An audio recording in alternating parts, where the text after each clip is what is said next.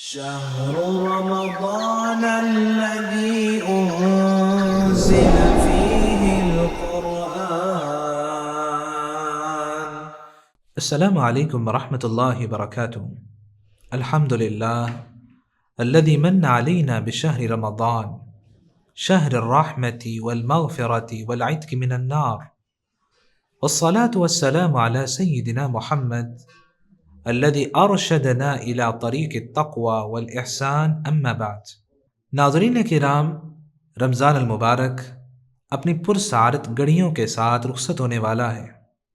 انہی گھڑیوں میں شریعت مطہرہ نے ہر مسلمان پر صدقہ فطر ادا کرنا لازم قرار دیا ہے، جسے ہم فطرانہ بھی کہتے ہیں، تاکہ روزے کی کوتاہیوں کی تلافی ہو، محتاجوں کی مدد ہو اور عید کی خوشی سب کے لیے یکساں بن سکے۔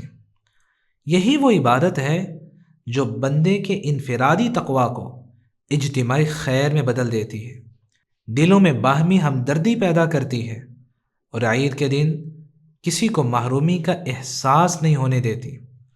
اگر روزہ تقوی کی تربیت ہے تو صدقہ فطر اس تربیت کی تکمیل اور اس کے اثرات کو معاشرے تک منتقل کرنے کا حسین ذریعہ ہے۔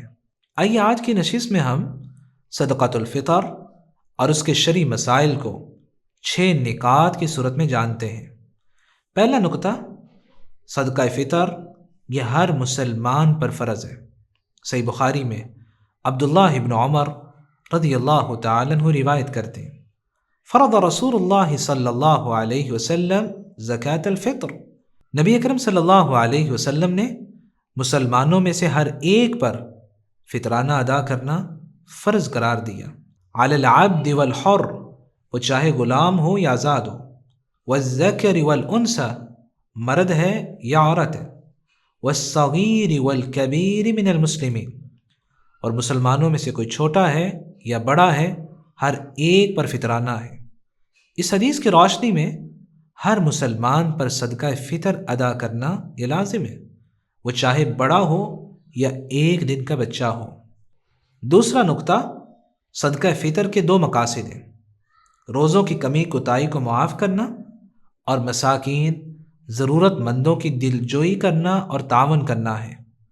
سنن نبی داود میں عبداللہ ابن عباس رضی اللہ تعالیٰ عنہ روایت کرتے ہیں، فرض رسول اللہ صلی اللہ علیہ وسلم زکوٰۃ الفطر، رسول اقدس صلی اللہ علیہ وسلم نے فطرانے کو فرض قرار دیا۔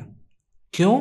طہرۃ للصائم من اللغو والرفث، تاکہ یہ روزے دار کے لیے روزے کے دوران ہونے والی فضول اور گناہ کی گفتگو سے پاکیزگی اور معافی کا ذریعہ بنے۔ وطعمۃ للمساکین، اور مساکین ضرورت مندوں کے لیے کھانے کا انتظام ہو جائے۔ تیسرا نکتہ، صدقہ فطر یا عید کی نماز سے پہلے ادا کرنا چاہیے۔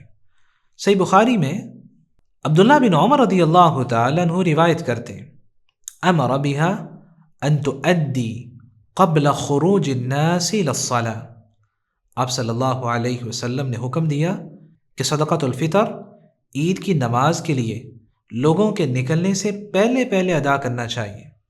اور سنن نبی داود میں سیدنا عبداللہ بن عباس رضی اللہ تعالیٰ عنہ روایت کرتے ہیں، فرماتے ہیں، نبی اکرم صلی اللہ علیہ وسلم نے فرمایا، من اداها قبل الصلاة فہی زکوٰۃ مقبولہ، جس نے صدقۃ الفطر عید کی نماز سے پہلے ادا کر دیا تو وہ اللہ کے ہاں مقبول فطرانہ ہے۔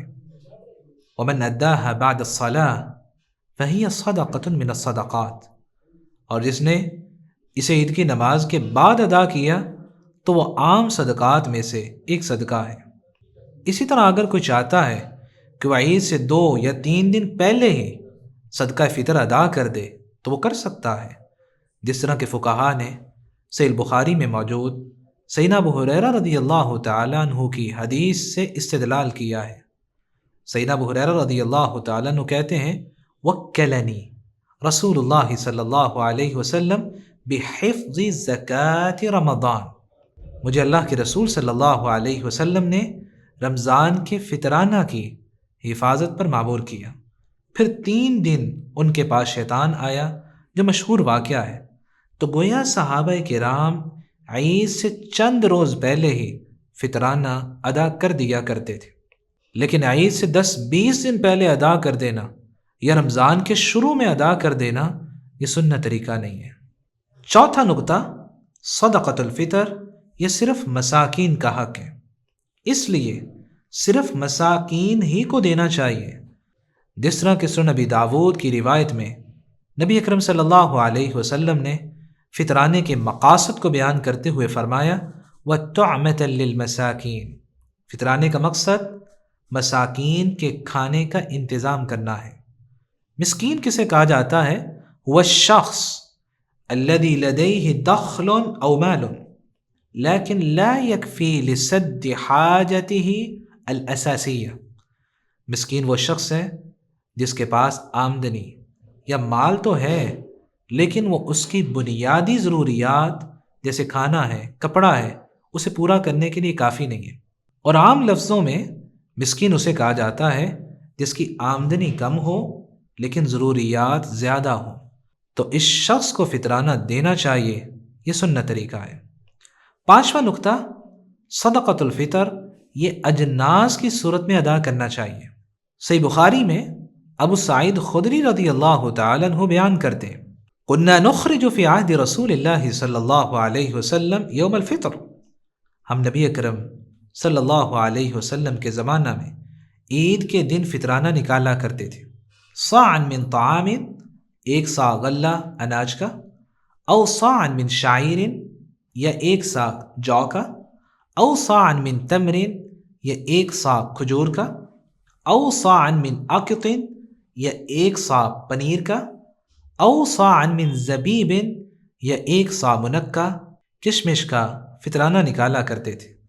اس لیے بہتر اور سنت طریقہ یہ ہے کہ فطرانہ یہ اجناس اور غلے کی صورت میں دینا چاہیے، وہ چاہے گندم ہے، وہ کھجور ہے، وہ منقع ہے، وہ چاول ہے یا جو ہے، یا جو انسان زیادہ کھاتا ہے اس سے وہ فطرانہ ادا کر سکتا ہے۔ لیکن اگر کوئی نقدی کی صورت میں دینا چاہتا ہے تو عمر بن عبدالعزیز رحمۃ اللہ علیہ کا عمل موجود ہے۔ قراء رحمۃ اللہ علیہ بیان کرتے ہیں جاءنا کتاب عمر بن عبد العزیز فی صدقۃ الفطر، ہمارے پاس عمر بن عبد العزیز رحمۃ اللہ علیہ کا مکتوب سرکاری حکم نامہ آیا جس میں صدقہ فطر کے بارے میں یہ درج تھا نصف صاع عن کل انسان، ہر شخص کی طرف سے آدھا صاع ادا کیا جائے گا، او قیمتہ نصف درہم، یا اس کی قیمت ادا کی جائے گی جو آدھا درہم بنتی ہے۔ چھٹا نقطہ، صدقہ فطر کی مقدار ایک صاع ہے۔ صحیح بخاری میں عبداللہ بن عمر رضی اللہ تعالیٰ عنہ بیان کرتے ہیں فرض رسول اللہ صلی اللہ علیہ وسلم زکاة الفطر صاعا من تمر او صاعا من شعیر، نبی اکرم صلی اللہ علیہ وسلم نے فطرانے کو فرض قرار دیا جو ایک صاع کھجور یا ایک صاع جو کی شکل میں ہوگا۔ تو صاع یہ عربوں کے ہاں پیمانہ ہوتا تھا، ہمارے ہاں اس کا وزن 2 کلو 100 گرام بنتا ہے۔ احتیاط کے طور پر اسے 2.5 کلو گرام شمار کیا جاتا ہے، تو ہر مسلمان کی طرف سے 2.5 کلو گندم یا چاول یا کھجور یا جو یا پنیر یا کشمش یا ان کی قیمت صدقہ کرنا اسے فطرانہ کہا جاتا ہے جو ہر ایک پر فرض ہے۔ میری اللہ رب العزت سے دعا ہے الہ العالمین ہمیں صدقہ فطر کو بر وقت ادا کرنے کی توفیق نصیب فرما، رمضان میں کی گئی ہم سب کی تمام عبادات کو شرف قبولیت سے نواز دیں، ہماری کوتاہیوں کو معاف فرما دیں، آمین۔ والسلام علیکم ورحمۃ اللہ وبرکاتہ۔